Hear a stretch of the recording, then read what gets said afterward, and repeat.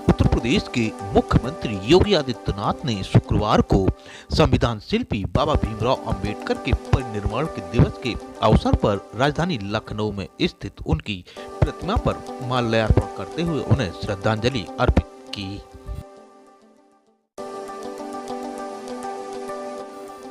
राजधानी लखनऊ के अंबेडकर महासभा द्वारा आयोजित हुए इस पुष्पांजलि कार्यक्रम में संबोधित करते हुए मुख्यमंत्री योगी आदित्यनाथ ने कहा कि बाबा साहब भीमराव अंबेडकर के पंचशील सिद्धांतों को सक्सेस करने के लिए अगर किसी का श्रेय जाता है तो वह श्री नरेंद्र मोदी का जाता है। उन्होंने क्या कहा, सुनिए आप भी पूरा संबोधन। बाबा साहब भीमराव अंबेडकर को स्वतंत्र भारत में पहली बार उनके पंच तीर्थों को स्थापित करने का श्रेय अगर किसी को जाता है तो प्रधानमंत्री मोदी जी को जाता है। और आज प्रधानमंत्री मोदी जी की प्रेरणा से इसी लखनऊ में अंबेडकर महासभा के आह्वान पर, उनकी मांग पर हम लोग इंटरनेशनल सेंटर की स्थापना का कार्य कर रहे हैं, जहां पर ऑडिटोरियम भी होगा, लाइब्रेरी भी होगी, छात्रों के लिए वहां पर छात्रावास भी होगा, अतिथि गृह भी होगा और बाबा साहब अंबेडकर का भव्य स्मारक भी होगा, जो उनके जीवन के विभिन्न पक्षों को वहां पर चित्रित करते हुए संविधान की ओरिजिनल प्रति भी होगी। ये जो ढोंग कर रहे हैं ना संविधान की प्रति दिखा दिखा करके, ये वह प्रति दिखा रहे हैं जो इन्होंने उस बाबा साहब भीमराव अंबेडकर की मूल संविधान पर कुठाराघात करके उसकी हत्या करने का प्रयास किया था। याद करना, किसी भी संविधान की प्रस्तावना उसकी आत्मा होती है। आत्मा, हमारी आत्मा अगर शरीर से हट गई तो शरीर मृत होता है। और बाबा साहब भीमराव अंबेडकर के संविधान के साथ यही कृत्य कांग्रेस ने किया था 1975 में, जब देश के अंदर उन्होंने इमरजेंसी लागू की थी। यह अपमान था बाबा साहब भीमराव अंबेडकर का, संविधान के विशेषज्ञों का, संविधान निर्माताओं का।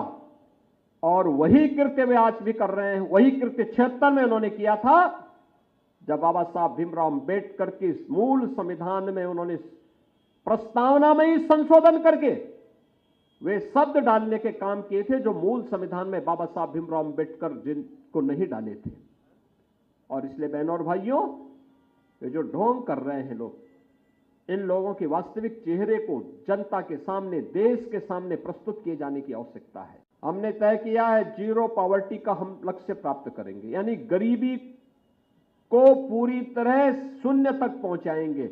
जिसके पास जमीन नहीं है उसको जमीन का पट्टा, जिसके पास मकान नहीं उसको मकान की सुविधा, जिसके पास राशन कार्ड नहीं उसको राशन कार्ड, जिसके पास आयुष्मान की सुविधा नहीं उसको 5 लाख रुपए की स्वास्थ्य बीमा का कवर उपलब्ध करवाएंगे, जिसके पास पेंशन की सुविधा नहीं उसको पेंशन की सुविधा उपलब्ध करवाएंगे, जिसके घर तक पानी नहीं पहुंचा है हर घर नल की योजना से उसके घर को जोड़ने का काम करेंगे, जिसके घर में शासन की कोई सुविधा अब तक नहीं पहुंची है उसको सिचुएट करने के एक बड़े कार्यक्रम को सरकार ने अपने हाथ में लिया है। और सरकार इसको करेगी जिससे समाज में गरीबी रेखा की स्थिति को हम समाप्त करके हर एक व्यक्ति के जीवन में खुशहाली लाने में योगदान दे सकेंगे। और यही बाबा साहब भीमराव अंबेडकर का सपना था। उस सपने को साकार करने के लिए डबल इंजन की सरकार पूरी प्रतिबद्धता के साथ कार्य कर रही है।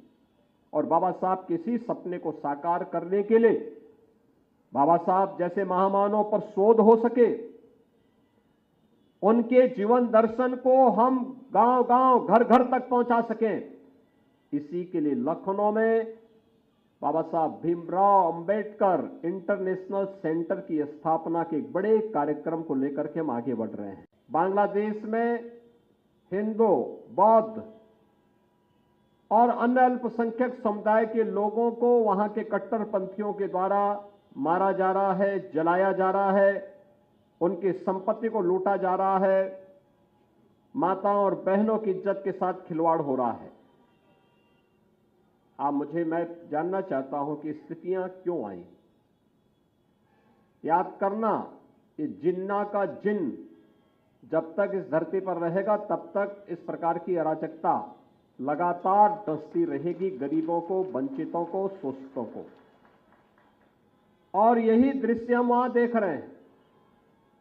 जो पाप 1947 में देश के विभाजन के रूप में हम सबके सामने आया था, आज उसका एक बदसूरत रूप फिर से हमारे सामने बांग्लादेश के रूप में है। ये जितने भी लोग वहां हिंदू मारे जा रहे हैं या बौद्ध मारे जा रहे हैं, ये सभी दलित तबके के हैं। और बाबा साहब भीमराव अंबेडकर ने 1946-47 में ही देश की जनता को इस बारे में आगाह किया था कि भारत का बंटवारा होने मत दीजिए, और अगर होता है तो फिर आर पार की लड़ाई, आर पार की व्यवस्था हो जाए। उन्होंने, याद करिए, जो लोग आज समाज को धोखा देते हैं, झूठा प्रलाप करते हैं, उन्होंने उस समय भी जब हैदराबाद के निजाम के रजाकारों के द्वारा दलितों के गांव चलाए जा रहे थे, उनका शोषण हो रहा था, उन पर अत्याचार किया जा रहा था, तब बाबा साहब भीमराव अंबेडकर ने खुला पत्र लिखा था हैदराबाद के निजाम की रियासत के सभी दलितों के लिए। उन्होंने कहा था, अत्याचार हो रहा है, निजाम की रियासत को छोड़ करके तुम शेष भारत में महाराष्ट्र की तरफ या अन्य ओर चले आओ, लेकिन किसी भी स्थिति में अपना धर्म मत बदलना। यह संकल्प था बाबा साहब भीमराव अंबेडकर का।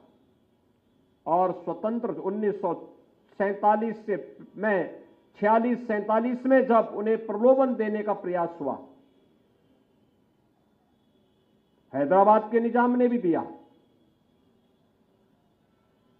पाकिस्तान प्रस्थ जिन्ना के लोगों ने भी दिया, लेकिन बाबा साहब अपने आदर्शों से टस से मस नहीं हुए, हटे नहीं। उन्होंने कहा, नहीं, मैं पहला और अंतिम भारतीय ही रहूंगा। यानी जन्म अगर भारतीय के रूप में मैंने लिया है तो मेरी अंतिम यात्रा भी भारतीय के रूप में ही निकलेगी।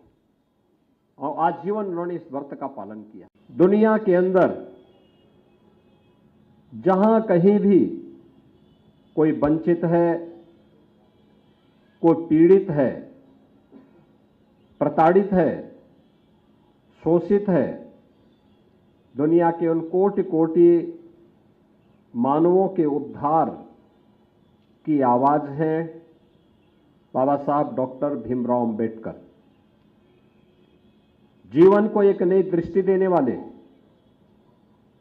जीवन को एक नई दिशा देकर के उनके जीवन में भी खुशहाली आए, इसको एक नई दिशा देने वाले किसी एक नाम की चर्चा होती है तो वह बाबा साहब भीमराव अंबेडकर की होती है। और इसीलिए उस महामानव का स्मरण उनकी जयंती के अवसर पर, उनके महापरिनिर्वाण दिवस के अवसर पर न केवल हम लोग करते हैं, बल्कि आज के दिन पर समाज रचना से जुड़े हुए राष्ट्र के सशक्तिकरण के लिए उठाए जाने वाले किसी भी बड़े अभियान में वह बाबा साहब भीमराव अंबेडकर के बगैर वे सभी कार्य अधूरे माने जाते हैं। सचमुच जो कार्य उन्होंने उस कालखंड में किया, एक लंबे समय तक सैकड़ों वर्षों से चली आ रही उन कुप्रथाओं को समाप्त करने, दलितों, वंचितों, शोषितों को उनका अधिकार प्राप्त हो सके, इसके लिए उनके द्वारा किया गया प्रयास यह अभिनंदनीय है। और बाबा साहब भीमराव अंबेडकर भले ही उन्होंने अत्याचार सहे होंगे, अन्याय सहा होगा, लेकिन उनका कार्य देश के लिए था, समाज के लिए था। कभी भी उन्होंने अपने चेहरे पर वे बातें नहीं आने थी और अंतिम दम तक वह देश के शोषित वर्ग के लिए, वंचित वर्ग के लिए, दलित वर्ग के लिए लड़ते रहे। और उन्हें न्याय दिलाने में उन्हें सफलता प्राप्त हुई।